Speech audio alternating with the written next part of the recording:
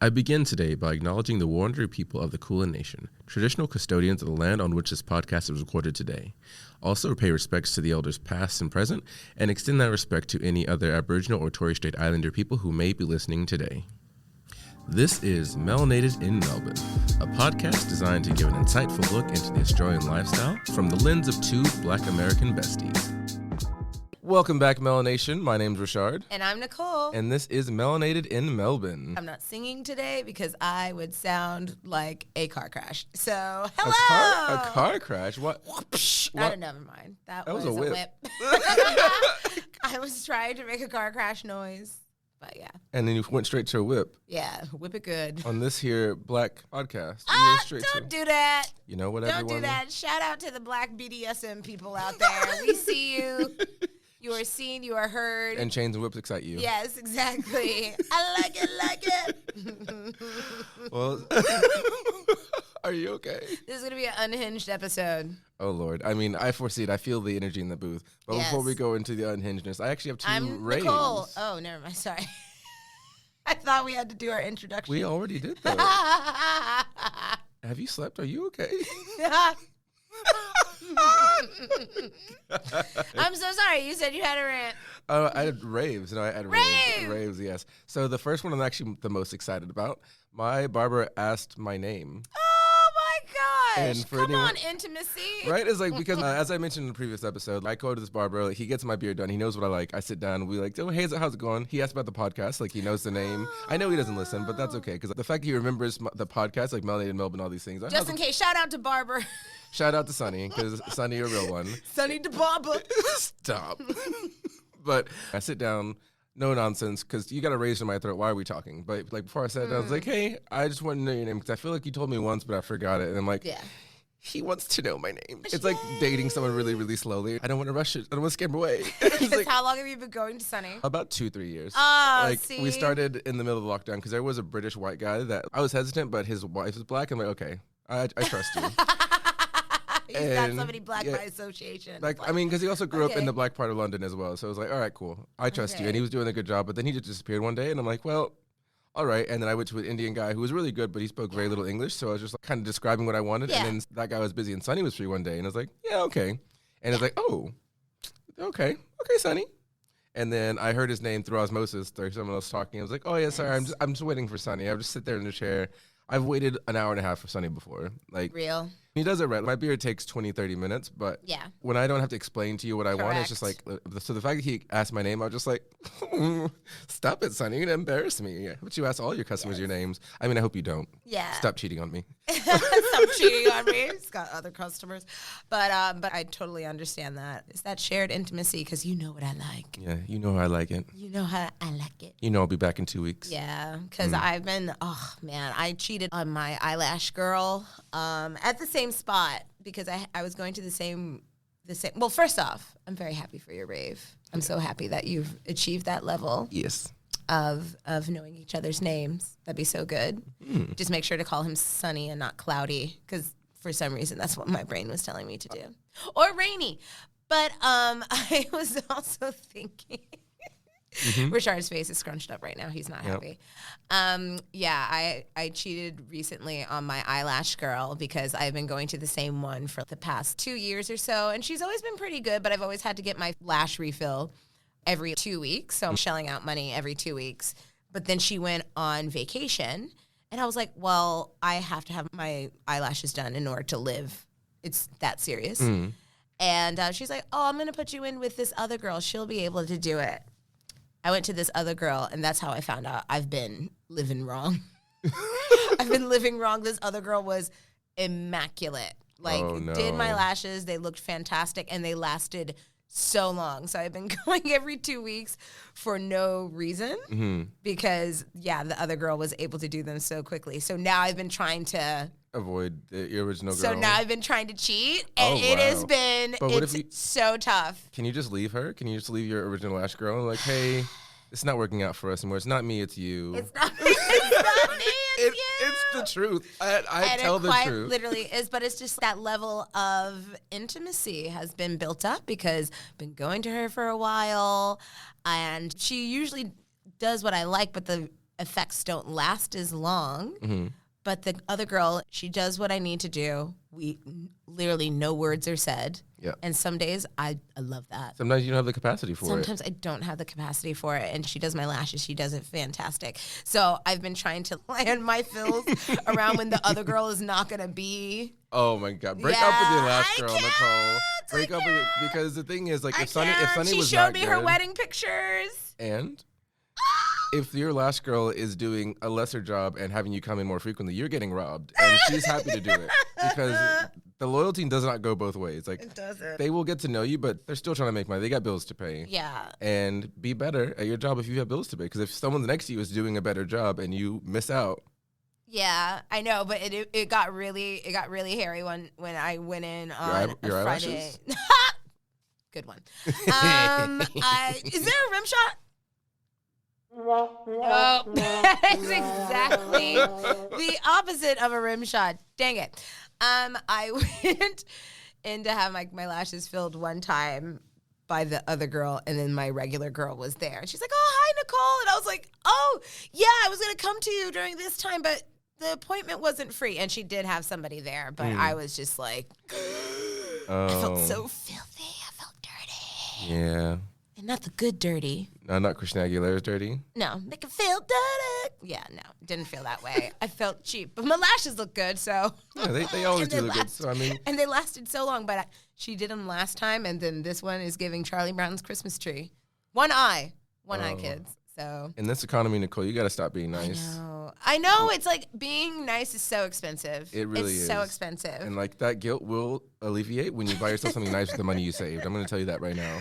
Well, I've already booked the other girl for my lashes for when I go on vacation. Yeah. 2 weeks. I've already booked it. So really, you just have to. Are you soft quitting her? Like, Soft quitting. Wow. Yeah, what's the opposite of soft launching? Soft, That's a soft quit. soft crashing. I'm soft crashing our relationship. Soft burying her. I'm petering out. It's just like a very light ghost, a little light ghosting is. between friends, sparkling, if you will. Exactly. And so my second rant was actually really funny. After you left yesterday, a few of my friends that I met at Gay Times, one of them was having a birthday, and they live a few streets down from me. They're like, "Hey, we're gonna have some cute. drinks at my house," and your line dancing buddy was there, Oh my gosh, who? Carrie. Oh my God, my girl Carrie. Shout out to Carrie. And Carrie lives with the boys. Oh my God, she does. She does. Oh, she's so gorgeous. She's so beautiful. I love her Brazilian. curls, and she's got her posh British accent. And I'm just like, oh, you're so classy. And so the boys, they was like, "Oh yeah, we were gonna go to Rainbow Hotel, which is on Brunswick, not to be confused with Rainbow House, which is dead and Yes, canceled anyway. done. But Canceled, Rainbow bitch. Hotel is just a bar in Fitzroy, and I'm like, I don't have the capacity to go over there. So when you Yeah. left, I was like, you know what? I could socialize. I was like, oh, we're actually heading back to our house, which is like, that's much closer Yes. to where I am. I was like, yes, I can do that. So, but it's a good thing I got cute because in addition to Carrie being there, did I ever tell you about the movie Of an Age? It came out last year. It's a queer coming of age story where it's like this Australian guy basically falls for his best friend's older brother. And it's basically like a road trip. I feel okay. Never mind. Sorry, the trailer is now just hitting me. Yes. The cast and the director were there. Oh my God. They're apparently friends through some connection. that's So so it was just a fun cool. little mix and mingle, which is like hang out at the house party. So it was nice just to talk shit with a local director and a star because that movie So cool. fucked me up. Like it was so good. He has another movie coming out next week, and I'm like, girl, let me know about it because I'm gonna go see it. Because like, oh, if you thought that one made you cry, this one will ruin you. I'm like, Yes, give it to me. I Okay, love I'll a good take cry that. at I'll the take that. movies. I love a good cry at the movies. And I love that we're having more queer and more gay love stories coming Yes. out too. Yes. especially where no one gets bashed or has AIDS. Correct. Because like we can do other things than that. Like Correct. having a love and lost or Yes. unrequited things, that's okay. We That's do fine. other things. We don't have to, oh no, it's not going to be a good movie if no one dies. There's plenty of straight movies that no one dies. And like Correct. people still love it. So it was really cool just to talk to the director and like meet some of the people and they're just talking shit about life. There was no interview, there was no weirdness. But I Yeah. think I like that we're starting to mix and mingle with local influencers and people who in their industry passively. Being It's just outside happening organically. is making creative Melbourne smaller. And I love it. absolutely love it. It is a Love blast. it. And shout out to house parties. Shout out to house parties because the Legit. older you get. Oh my God. I mean, granted, house parties have a different connotation when you're younger. It's like, wild and crazy and lasts all night. And then you get older and you're like, I want to go out. I want to go out. And then when you get older than that, you're like, want to go back inside. Yeah. They were at that bar for a couple hours, like, damn, this is expensive. And then they went back to their house and it was there for 4 or 5 hours because you just forget it. You're just talking, meeting people, and just chilling. So many couches, so many seats. So many seats. And you could just keep alternating, and everyone's very lovely. They have really good taste in friends. So love the boys. Super, super good. So fabulous. Oh, they were so lovely. I loved hanging out with them at NGV. Oh, at yeah. the Bowery Bowery Ball. Yeah. I feel like I'm going to be talking about that party for ages because it was just we were talking about that as well. Like, even talking to Carrie, she was like, oh, yeah, like the Bowery Ball was one of my favorite things of being in Melbourne. It's like, I've been here for 7 years. It's probably my top 5 events. Without a doubt. I can't even think of another one that touches like it. That it was so top tier. I was just like, ugh. But speaking of media and movies, I think you have something. Speaking of industry, what a lovely segue that was. Wasn't it? I love that. That's why I left it second. Yeah. Yeah, it's kind of amazing because you probably don't necessarily think of Melbourne as being in the industry of movies, but you know what? It is, bitch. It sure is. She's out here doing her thing. And it's always funny because I tell people that I moved here from New York. I tell people that I'm an actor. And then they're just like, oh, you didn't do that over there? And I'm like, no, because everything in New York, everything you do over there, you have to make enough money in order to stay alive. Yes. And you don't. And you can't do both. You cannot do both. I mean, shout out to those people who are starving artists over there. Shout out to you. It was never going to be me because I was like, I need to eat. Yes. I like this level of comfort, but I also have these dreams, but I need the comfort first. I very much buried my dreams way beneath the surface. So I was just like, no, we need to make money in order to live. But once I moved here, I was like, you know what? I'm going to follow my dreams. And Melbourne's been doing it. It has been doing it. Melbourne has been doing it. I mean, like, it's always been here because Neighbours is a very long-running soap opera show. Yes. Here in Melbourne. Have we talked about Neighbours on the show before? Like for our Australian friends? For our American friends, sorry. Yeah. Well, it's funny because our Australian friends know of it, but they do not necessarily watch it. It's because it's been on their entire lifetime. It's like Days of Our Lives or All My Children, General Hospital. Like, I know those shows are still on. I can't tell you anything. Lucky's probably still alive, realistically. Like, my mom was a big soaps person in my earlier years, so I remember like General Hospital in the background and All My Children and watching all those things. Watching her stories. Like, everyone would just die and come back to life and be in a coma, and this is my third wife's son's babysitter. You know what used to you know what used to have me? Somebody always had amnesia. I thought amnesia was going to be such a big thing when I became an adult. That and quicksand. That and quicksand. It's like, or even being kidnapped. I'm like, this is going to happen at some point or another, and I just need to be prepared for when I get amnesia. Like, I mean, I'm ready for those zip tie, the little zip tie combination. Like, if they get your hands like this, you go, and just break it against your body. Yes. I know that won't work for me. Yeah, I have no, weak not wrists. at all. I'll just break my wrist, but I already know I'm going to be so annoying. They're going to just kill me at the first location. So they're going to be like, oh, we're putting you back. Like, if it's a ransom, they're like, you know what? No money's worth this. I will pay for my peace of mind. Because I'm just going to start singing. You will. I would. I'm like, you going to take me? No, don't let them take us both together. Because then I'll be banging my head against the wall. Take me like, far away from take me here. out. Take me out. They're not going to want to keep me because I have big donkey from Shrek energy. Yes. I'm like, I love Parfaits. But amnesia was something I always thought was going to be a part of it because of the soap operas. But yeah, Neighbours is a long-running show here, but I feel like it's more popular in the UK. I actually know I did hear that, yes. It's really popular in the UK. I actually did an acting class with one of the directors from Neighbours, and a girl quite literally flew all the way from the UK to take this acting class for 6 weeks just so she could work with the director of Neighbours. And then he was so nice, he actually ended up giving her a tour and everything, and like behind the scenes shot. Oh, wow. I mean, I love when that works out for you because that's a big, that's to take a class. When she said that, I was like, so you got 6 weeks of vacation to come over here? I was jealous. I was like, that is so cool. So that's probably the major tentpole that's here.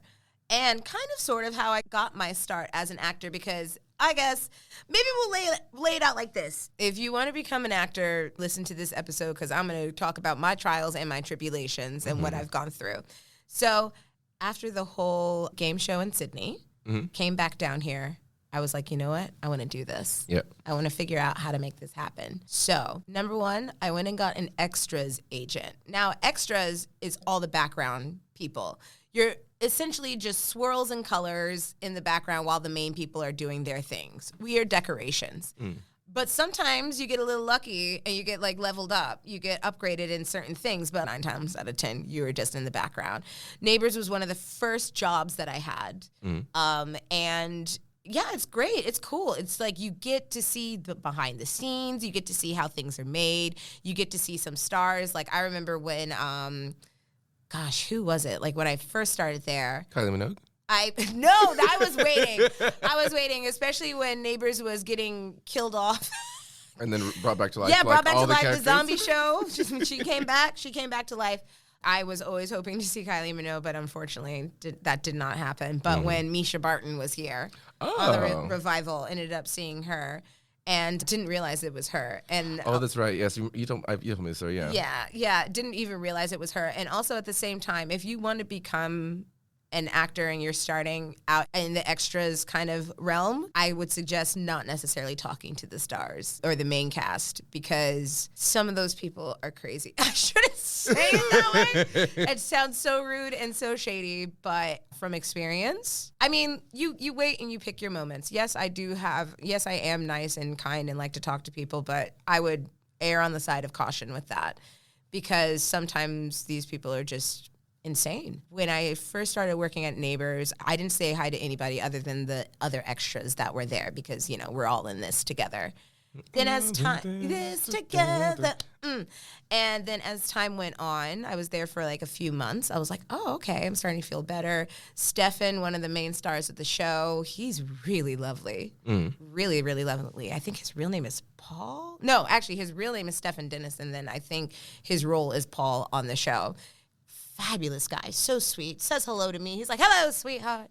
How are you going? Like, I'm like, oh my gosh. And this guy has been a mainstay on the show for such a long time. So the fact that he looks at me, remembers, and says hi, I was like, wow, that's really, really nice. However, some other people are not as nice. And I'm getting into shady territory here. Ooh. I remember one time I was working there for a few months, starting to feel a little bit confident. Stefan saying hi to me. I'm like, I could probably say hi to other people. They have a holding area for us before we go into the studio. We're just waiting there a little bit. As we walk through the door, I see this other girl who's an actress on the show, who I've seen a few times, been in her scenes. We've made eye contact. So I make eye contact with her when she's on the couch. And I'm like, going to say hi. And then I was like, you know what? Let me not bother her because she's on her phone. I think I thought I handled that well. Turns out I did not. Moments after.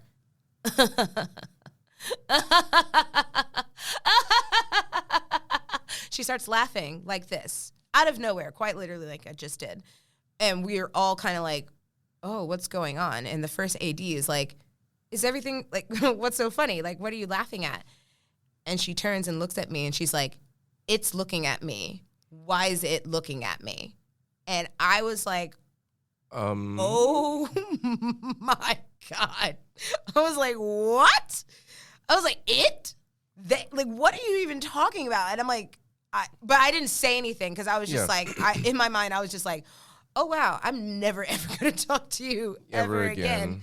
Ever, ever again. And I didn't even bother them. I just happened to make eye contact with them, thought I was going to say hi, did not end up saying hi. And then they were just like, why is it looking at me? And I was like, okay, that's... But also the maniacal laugh beforehand. The maniacal laugh beforehand was... It's giving unhinged. Like, more so than this episode. More so than this episode, yeah. Unhinged. I wish I could say their name, but I won't because I really do enjoy going there. Yeah. But yeah, I guess people get a little bit too big for their britches sometimes. I did, like... at least in the soap opera era, I feel like there's some point when you're playing a role, it's all very dramatic, and I think you kind of like become that character if you're doing that for a certain amount of years. Like, I don't know what their character is in the show, but I feel like they might be that character, and they might not be acting. Like how Reese Witherspoon is kind of a little bit racist and cringy, and you're like, you're a little bit too good at that, baby girl. I feel that you're just getting paid to be yourself. Like Sweet Home Alabama, Pretty Little Lies, Little Fires Everywhere. It's like you play this white woman a little bit too well. I think this is just you. I think sometimes people get cast, but they're not acting. They're just putting it on. They're doing it very precisely the way that the role is asking for. I totally get that because I was looking at Leonardo DiCaprio a little funny after the Django Unchained because I was like, you were a little too good at being racist. Yeah, a little bit too eager. You're just like... The hard R has never been hard. It's made of concrete. I'm like, I was like, wait a goddamn minute. But yeah, maybe that was it, or maybe she's just insane. But that was like the story that I always end up saying when I advise you, like, don't talk to the main cast. Like, there are some people who are so nice. There are some stars who are super, super nice. Like, they wait for them to initiate, probably. Wait for them to initiate, because if it isn't that way, then you just end up getting the brunt of it, and it's probably not even your fault. Yeah. I mean, you know me. I'm not going to initially talk to people on purpose. Yeah. Like, if I have to, sure. But if you come up to me, I'm like, I'm analyzing you very quickly. I'm like, do I want to invest in you? Yeah. No. The answer is no a lot of the times. And that's absolutely fair, because we got to save our energy for the Uber rides and all the other small talky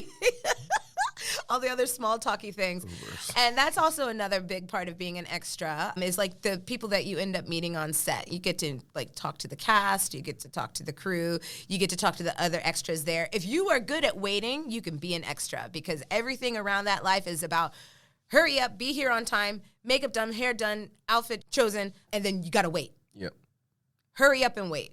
If you're able to hurry up and wait, if you're able to hurry up and wait, congratulations, you are ready to become an extra. Ooh. Yeah, but you get to see really cool things, and then there's a lot of things that they make here in Melbourne, in Australia, especially down at the Docklands. I remember when they were doing the Robbie Williams movie, that's his biography that's coming out, or biography. Biopic. His biopic? I say biopic. I heard some people say biopic, and that sounds weird. Yeah, it's like biography picture, but yeah. So I assume it's coming out soon, because we shot it a few years ago. I was going to say, like, I was wondering, I remember you said you were in a scene next to Homeboy. Yeah, because, and this is another fun part of it. I'm telling these little juicy things on here that I never thought I'd be able to tell. Wait, are you allowed to tell? Do we have to delete some of this? I mean, we may have to go around it a little bit, but I'm not using any names, so it's fine. Yeah, I think that's fine. Well, for the Robbie Williams movie, I was originally told that I was going to be in this scene, and they had picked me to be a featured extra. And I was like, oh my gosh, I get to be in a movie. Sipping a Negroni background. Yeah, I was so excited. Anywho, I was supposed to be a feature extra, and then there was going to be 2 other people who were going to be featured along with me. We get there, we get on the set. Turns out the shot is like all of a few seconds long. Mm-hmm. All of a few seconds long. So my featured thing gets bumped down to, actually, can you just sit in this chair? And I was like, a bit bummed, but hey, what are you going to do? Yeah. Another extra that was there who was supposed to be featured as well finds out that he's just, no longer needed at all. No longer going to be seen in the way that he thought he was going to. Ends up writing an email to our agent and ripped them to shreds. And was just like, I can't believe you guys made me drive all the way down here. You told me I was featured. They didn't even use me. Blah, blah, blah, blah, blah. Let me tell you, your extra agent has nothing to do with what goes on set. Yep. All they do is put your picture in front of these people. They pick you. They say, yes, we would like to use this person.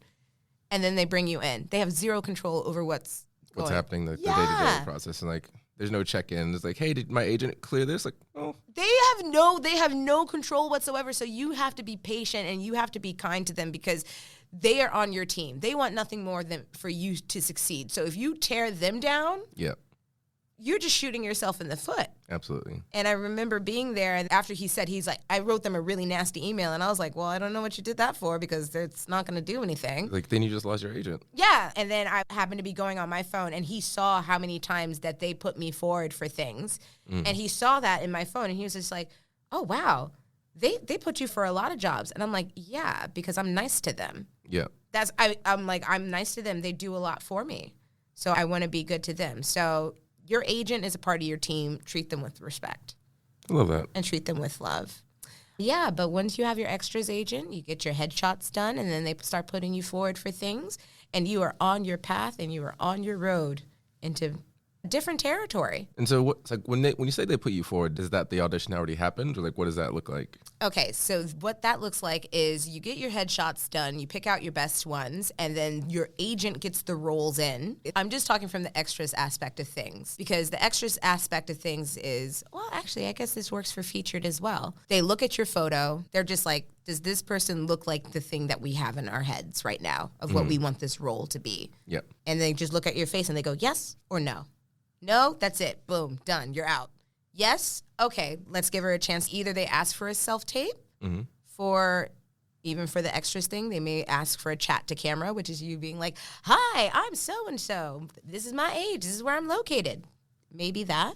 Or maybe they just may go off of the picture alone, which is a lot of pressure, but at the same time, don't think about it too much. I feel like that'd like be more reassuring. Like, yes, you don't have the opportunity to like show your personality, but to not do a self-tape, to like overthink these little things. Like, I think that's where I would be if I was like, yeah, give me a self-tape of this thing. I'm like, oh, I am a person. I have had multiple things happen in my life. Let me show you my wall of stuff. I understand.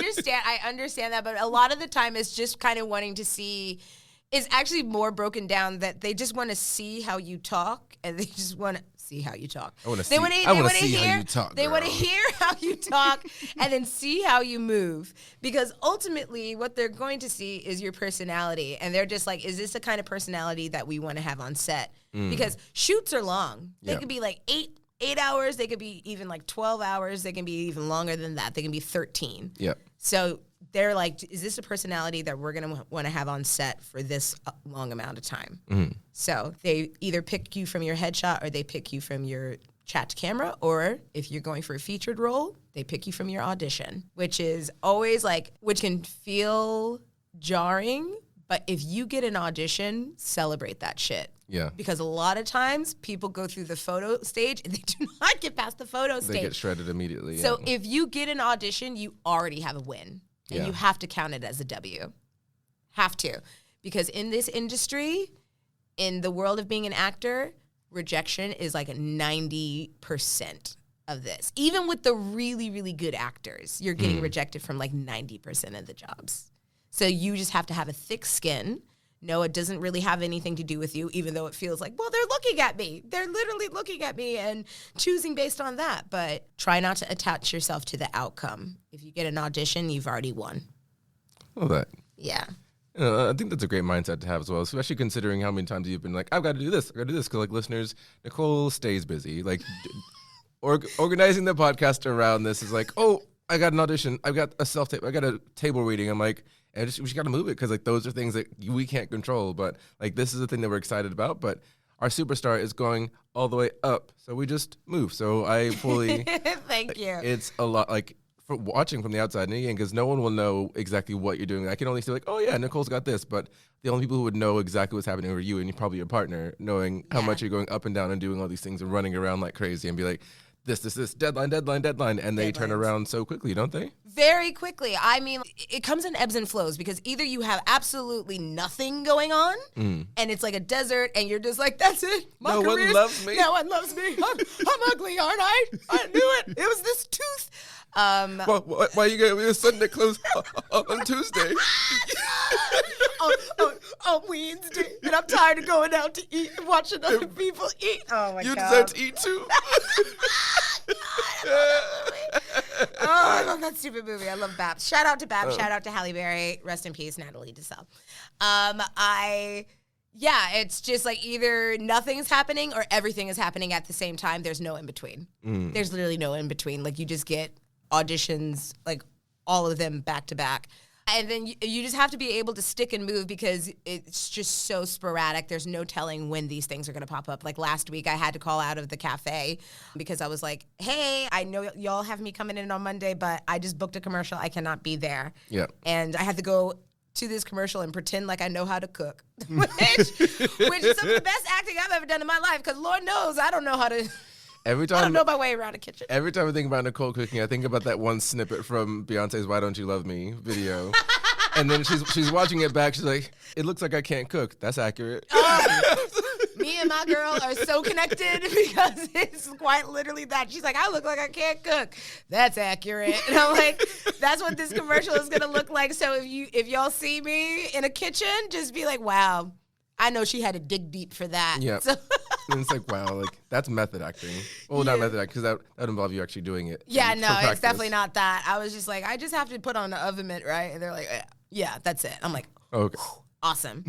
And but you just have to be able to have a bit of a flexible schedule because being a creative, it may seem like you have a lot of free time, but you really don't, especially on the weeks where you think you have free time. Oh, girl. Buckle up, Buttercup, because things are going to change. As a matter of fact, for that commercial, Well, I can say it because by the time this comes out, it'll probably already be done. It's for McCain's Vegetables, another Australian brand. And I had work at the cafe that day. This is for the audition process. When I left the cafe, I got the email saying that I had an audition that was due. And I'm like, oh, great, awesome. Again, celebrate the audition. I'm like, yes, awesome. When is it due? Tomorrow, 8 a.m. And I was like, it is currently 5 p.m. It is 5 p.m. I have improv practice that night. I'm like, oh my gosh, how am I going to do this? And I had work early morning the next day.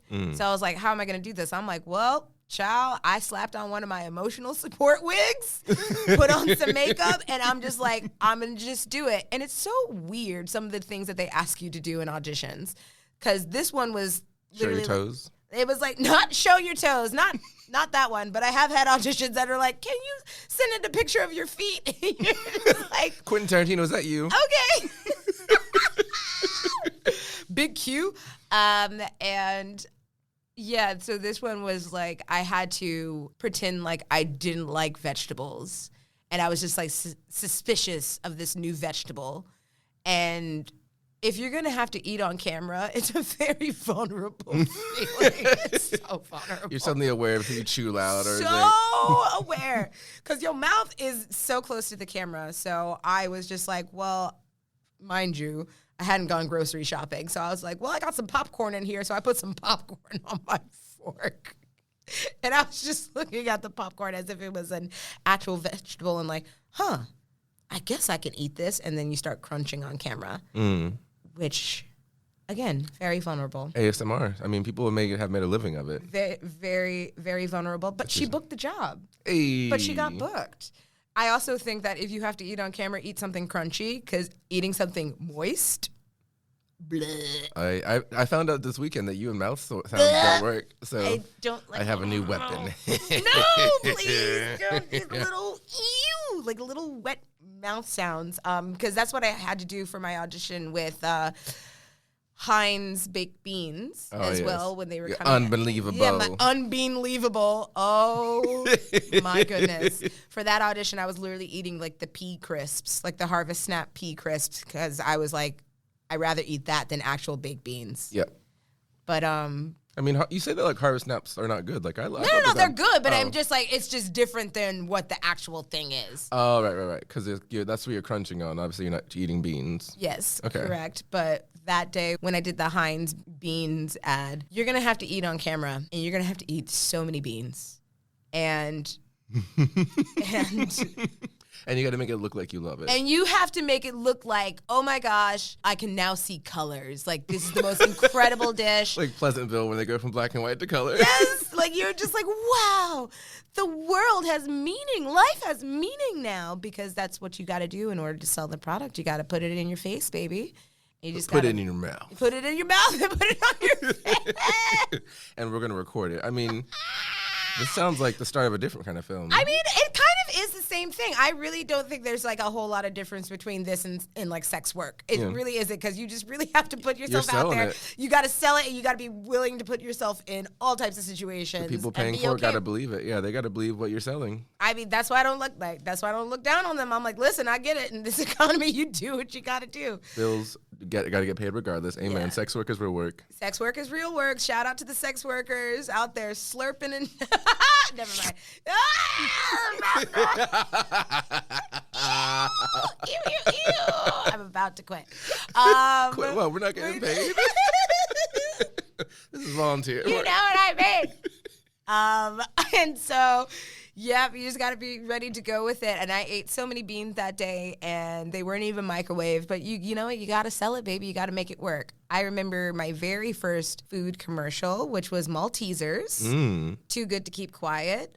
Shout out to them, because that was like my first big one, and I was saw it everywhere, because I'm a big movie person. Like the amount of times we get screenshots, like, oh my god, I saw Nicole on this big screen, and like the amount of times you got tagged, like, oh look, it's our girl Nicole, like just everybody ate that up, because Maltesers, that was a huge one, and it was played before. It's still being played. They rolled it over. It was only supposed to be for a few months, and they're just like, oh, we'll extend it, which is awesome. I had a great director, great co-star, Julia Grace. She's so fabulous. Shout out to her. And I loved it because they because the director told me when I walked in there that day, the director told me, you realize that this commercial is being based off of the scene in When Harry Met Sally? When Harry Met Sally, when they're in Cat's Delicatessen, when Meg Ryan pretends to have an orgasm.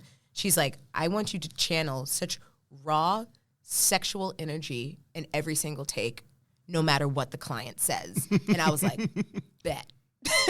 And for our listeners who haven't seen it, mission accomplished. Mission accomplished. Which is it's so outrageous and it's so crazy. But I love the fact that, I think her name was Amy Lee. She was so great. She had such a vision for it. And I love when it's like that, where people are just like, nah, it has to be something provocative, because we're skipping channels nowadays. Yeah. If people have the option to go through a commercial, they will take it. Yeah. So you got to make it something that's worthwhile to watch, or if they do watch it the one time, they remember it. Yep.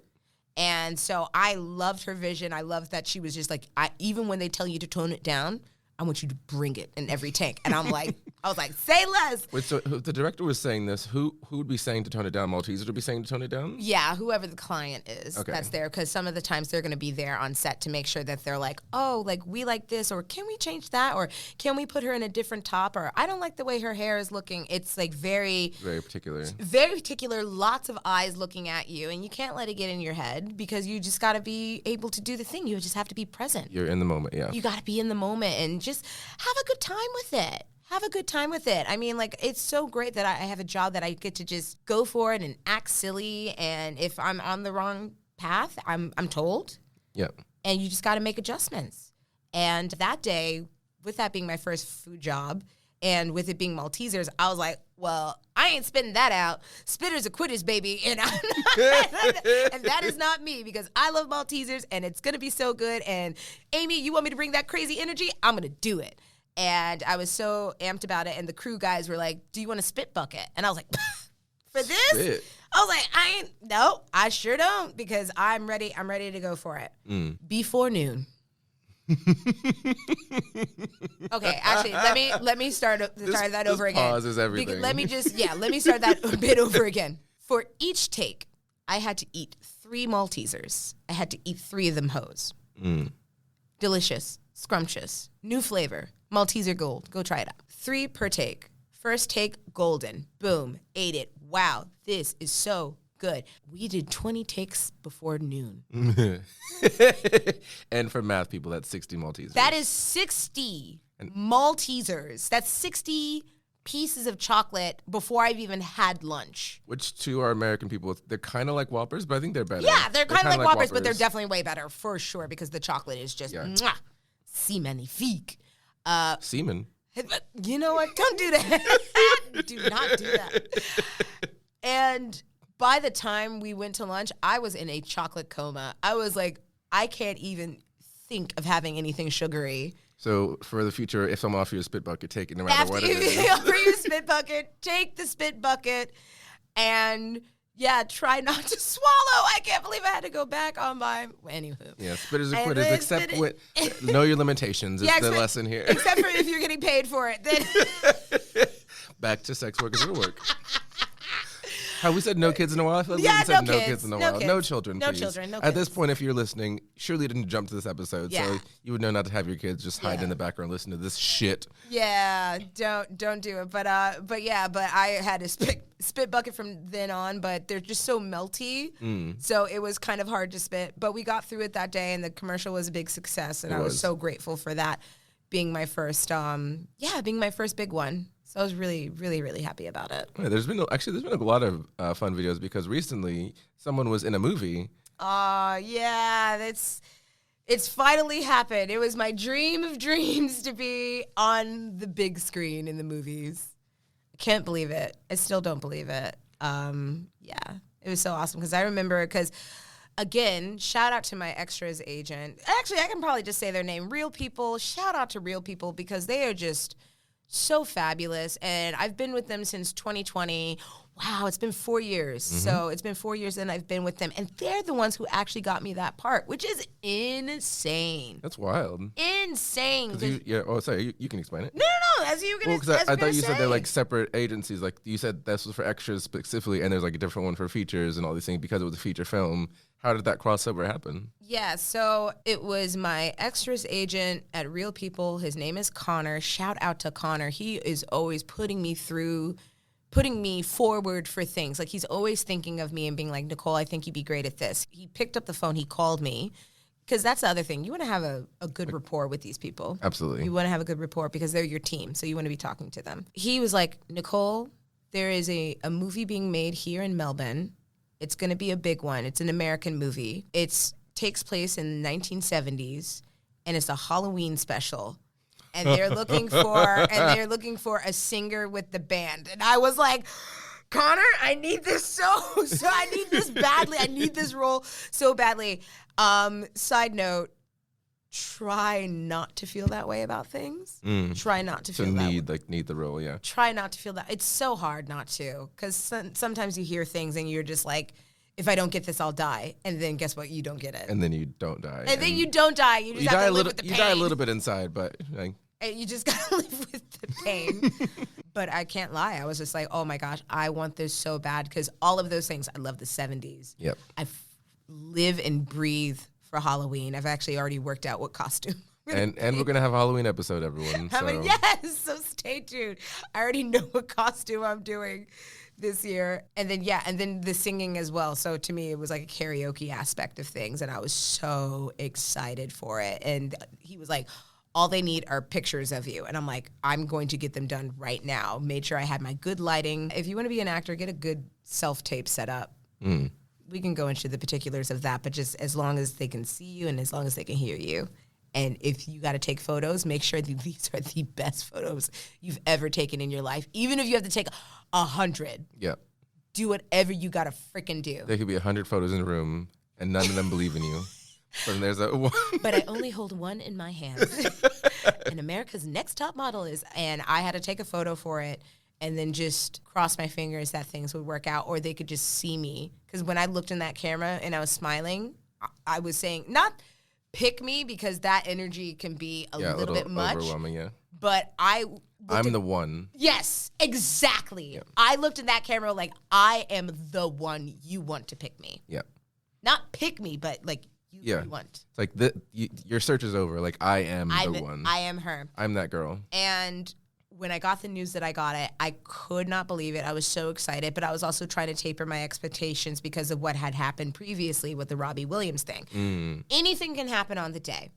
I end up getting the call sheet for my shoot day, and I look and I see that the person I'm going to be shooting with is David Dasmalkian, which is, and I really hope I'm not butchering his name, and if I do, I apologize. When I looked him up, and I was just like, oh my God, this is the guy from The Dark Knight. He was one of the Joker's soldiers, and he didn't say anything but his face. Yeah. This man is a fantastic actor. And I knew he was going to bring it, and this is probably his very first feature. I think it's his first feature, because I knew it from Ant-Man. Yes. He's one of Paul Rudd's criminal besties in the movie, and every scene he was in, he stole the show. I very much enjoyed him, and greatness. And he's fantastic. And I mean, like, he is such an actor's actor, because you're just looking at this man and you're looking at him perform, and he internalizes things so beautifully, because a lot of acting is not like, I'm sad, so let me just boo-hoo, I'm going to be sad right now. A lot of it, especially nowadays, it's about holding it inside and letting it come out through your eyes. Yep. Just letting the emotions be told in your eyes, and this man is fantastic at that. So when I saw his name on the call sheet, I about passed out. I was like, oh my Jesus. Well, maybe he'll just be there around the same time that I'm there. Maybe we won't even cross paths. That's fine.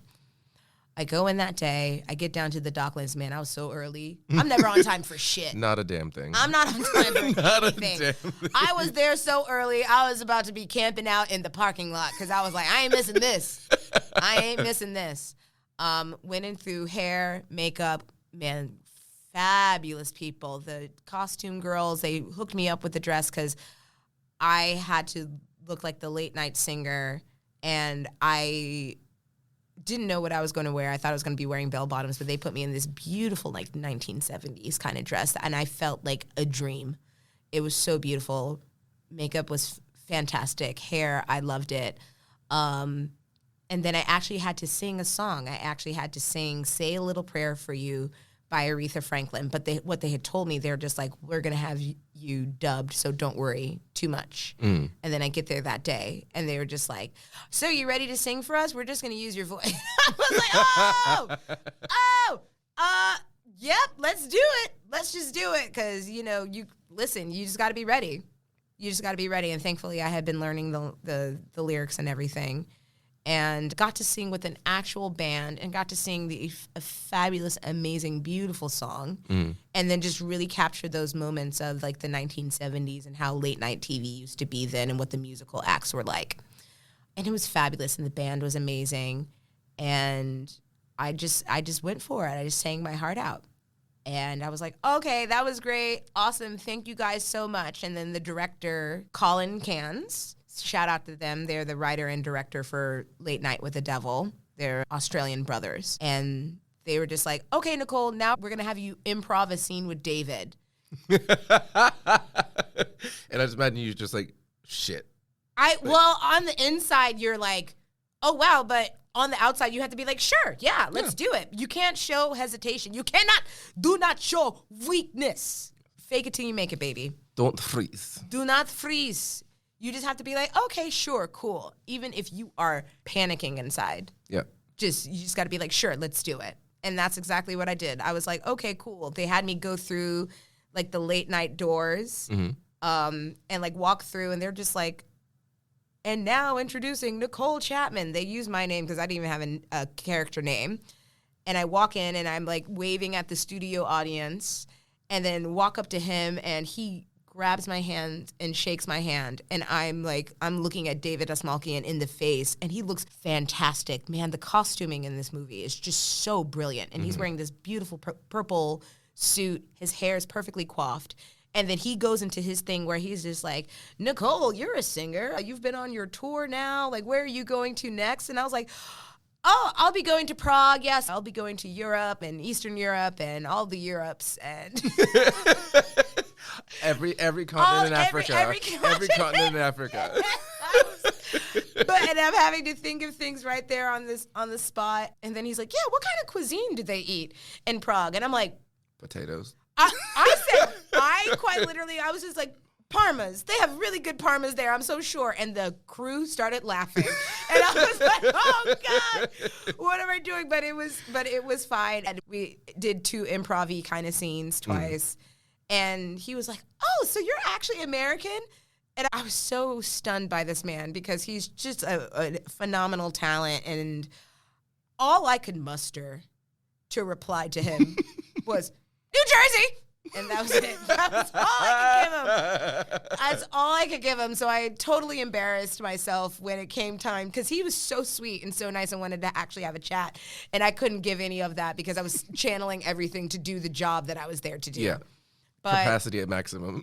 And it's like, man, what a cool guy. He was so nice and so sweet and just hung out in Australia for the month because they shot the movie in 20 days. I did read that, yeah. That's wild. Shot the movie down at Docklands in 20 days, and it's called Late Night with the Devil. It's out now.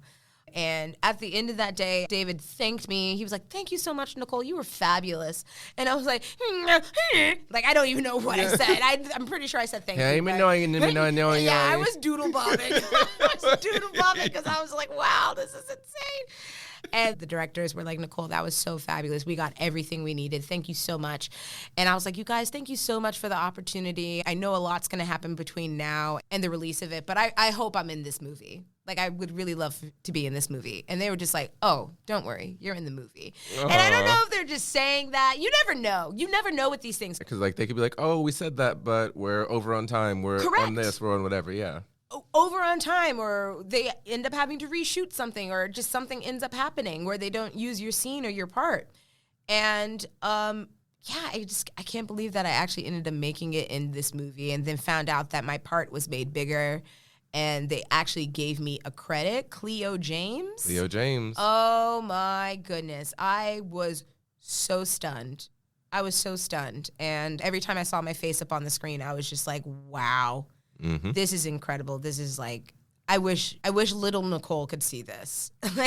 little Nicole can see this because you are every younger age before. So little Nicole's in there screaming and cheering for you. Yeah. And I think that's where the proudness comes from. She's like, yeah, I did that. Like thinking back on you previously, you can always see it. And like you're always those people. So when you're like, oh, I'm scared, I'm this, that's just 11-year-old you talking. That's just when you're angry, that's angsty 15-year-old you talking. Like you were all your ages before. And you're just adding extra layers. Like, what is it? A tree? Do trees get rings on the outside? Like a parfait. Right? Parfait got like. I knew. I tried my best to avoid parfaits and onions, and I knew that it was going to go right back there. Donkey in real life, everyone. Donkey in real life. If we can just. Parfaits have layers. Parfaits are delicious. I love it. But I love it. But you're right. I'm every woman. It's all in me. And seeing myself up there, mind you, I'm just in.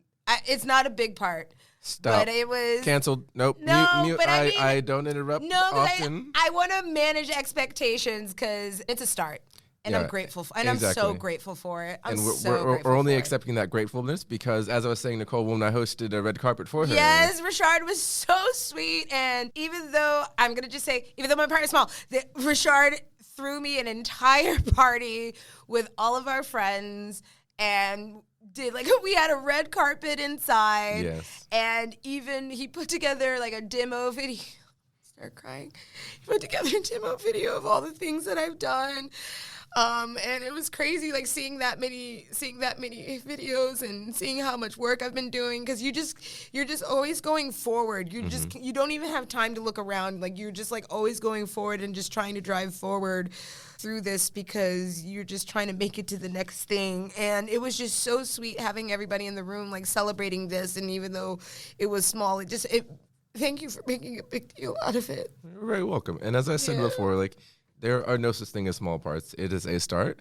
And like this party had 30 people. And when I was organizing people, like 30 people. There were literally 30 people because I had a list of getting money for tickets and things. And when I was telling them all the details, I was like, boom, boom, boom, this is this. I forgot to say what the movie was. I didn't tell them a single thing. I said, Nicole's got her first movie part. And they said, fuck yeah, I'm in. And everybody paid in like 30 seconds. I didn't have to chase anybody for anything. People didn't even know what movie. They didn't. They just showed up. They're like, Nicole's in a movie. It could always just be like a snuff film for all we know. Yeah, it's like, oh my God, that's my girl. Yes! She's getting snuffed. Nobody gets snuffed like her.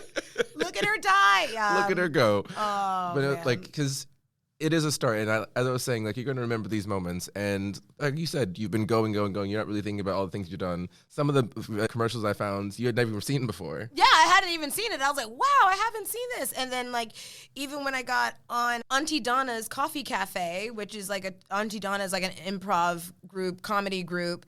And I got booked on there as a mother-sister kind of thing where I had to use an Australian accent and everything. And I was like, oh, God. I loved it. I loved it. It's the first episode of that season, everyone. It's like 10 minutes in. Yeah. Yeah, and that was my first guest star role. And, I hadn't even seen it. So I could not believe that I was watching it at a party for myself and for like a little, because I'm in a movie. You're in a movie. You are in a movie. There's no like, oh, it's not a small part. You are in a movie. Your name rolls to the credits. And my name is in the credits. We screamed. We screamed. Shout out to the other people in the theater. I am so sorry. I am so sorry for those other people in the theater because they were probably like, what is going on? They were so confused because like Nicole pops up on screen 2 or 3 times and then she's mentioned as well. And like, despite what's happening in the movie, we're just screaming. We were just, yes, at the red carpet, we were drinking bubbles and just like having a little vibe. So there was a bit of a tipsiness in it, but it was also the excitement because as we mentioned before, the real ones will show up for you no matter what it is. And this is extra proof because like we just showed up, we're ready to go. It was like, and everyone's like, it's not a big part. Everyone's like, shut up, Nicole. Yeah, I know. You are in a part. Like, and I was like, have you been in a movie? No, I haven't been in a movie. Have you been in a movie? No, no one of them have been in a movie. So you are doing the things you set out to do. And each step matters. And each step, like, that's why I made the reel, just in case you forgot all the steps you did. And it's a good 10 minutes of footage. So this is the beginning. I'm just such a sucker for my friends. And it's just like when people show me like so much love and everything, I melt. Oh my goodness, I'm just so touched. And yeah, it just means so much for people to see how hard you're working and then just to take the time to celebrate it, because I don't even think I do that. You don't. I don't celebrate. I don't have time. Like, I don't you have absolutely time. do not. And like, even when I thought about doing this, we can just get together some people. I'm like, no, this is the first movie. Let's do more. And I'm like, because like right now I'm full-time podcasting. Like I'm going back into the workforce, unfortunately, soon.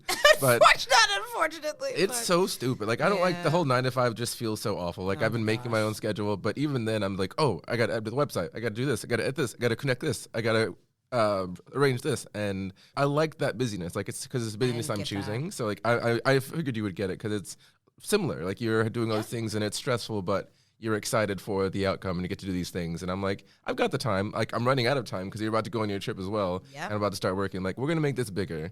So I pulled in Drew, who's been on the podcast before, our friend Ben as well. Shout out to Ben.